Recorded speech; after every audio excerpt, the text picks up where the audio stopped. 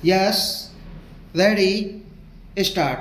You have invited me here on an auspicious day for this auspicious opening ceremony.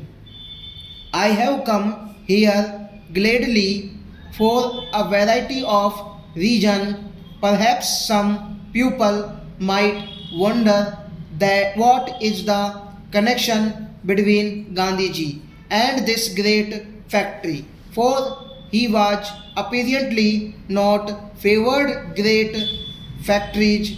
He thought much more of the village and the home. And yet, I feel that this idea is due to a basic misapprehension. I am quite sure that if it had been our good fortune to have Gandhiji with us today, he would have been glad at the opening of this factory. This factory, like all factories, does not come in the way of his basic desire to develop the village industries and generally raise the standard of our vast rural and urban population. Some people take rather a narrow and loop-sided view of Gandhiji.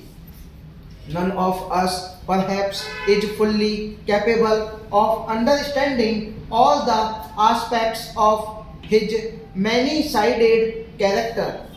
We cling to one or two aspects, not realizing that we do not see the whole of that remarkable personality. Many, I suppose, took the latter of what he said and paid little attention to the spirit, to the underlying philosophy for which he stood.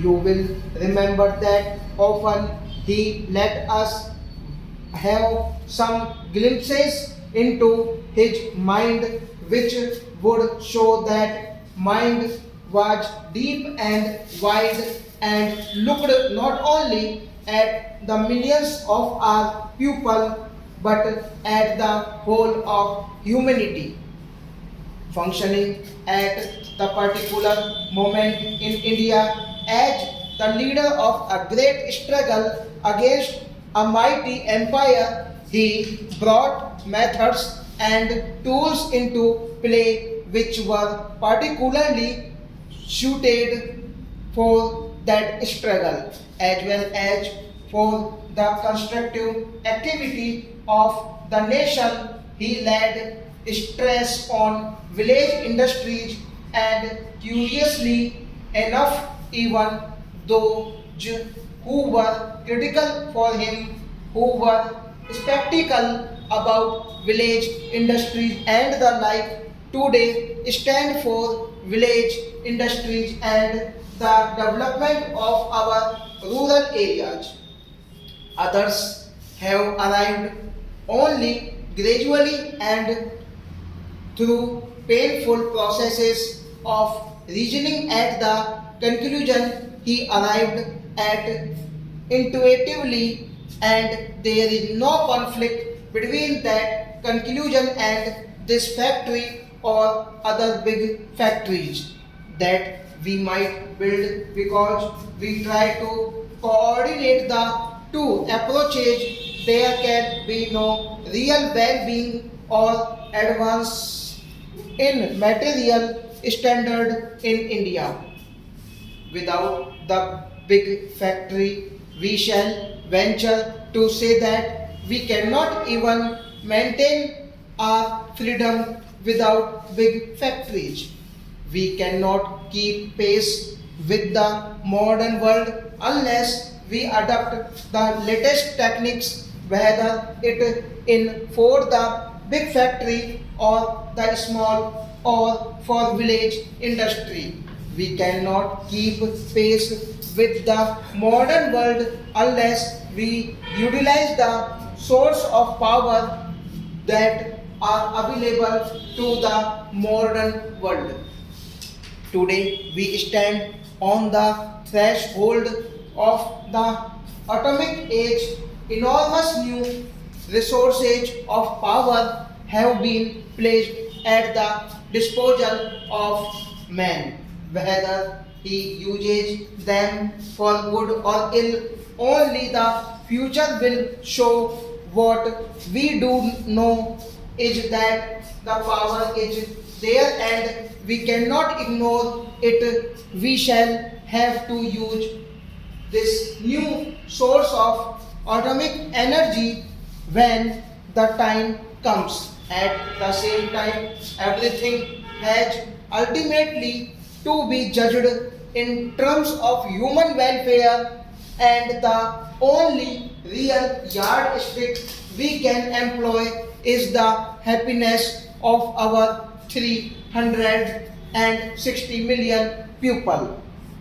Therefore, I see no inconsistency in my coming here on Gandhiji's birthday and performing the opening ceremony of this great factory. I go about from end to end in India, seeing new factories come up, great schemes take shape, and great river valley projects develop, giving power and nourishing water to our fields. I see the community projects and national extension service spread in our rural areas with a speed which is remarkable and without precedent in history. Remember this, that perhaps the biggest scheme in India is not this big factory or 100 other factories, but the hundreds and thousands of community projects that are changing the face of India.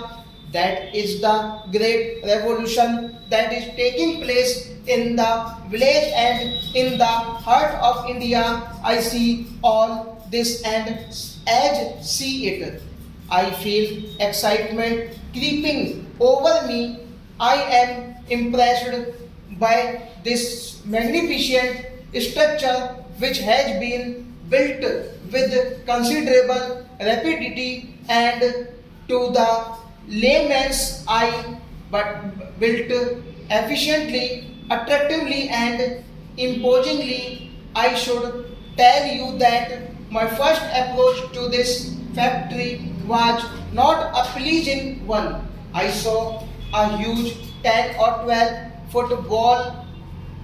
I do not like walls and I am allergic to them. I have had too much of walls in my life, and this big 12-foot wall, mile upon mile, without a break, almost gave me a headache.